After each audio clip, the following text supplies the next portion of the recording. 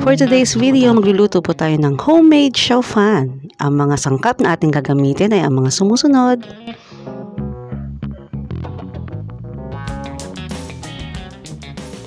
Siyempre una, maglagay tayo ng mantika sa mainit na kawali. Igas na natin ang bawang at sibuyas.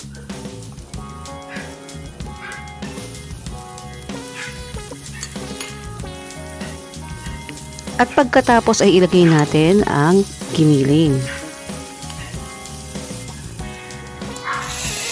Ang ating toge. At pagkatapos ay haluin natin. Susunod natin ang pipino.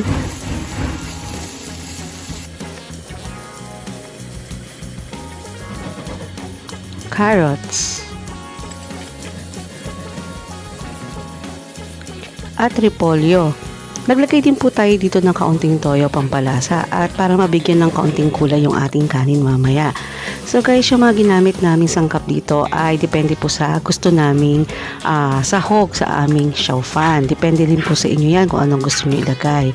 At panghuli nilagay na po natin yung ating kanin. Pwede pong kanin lamig or bagong saing. Pwede naman po yan. At naglagay lang po tayo ng toppings na spring onion.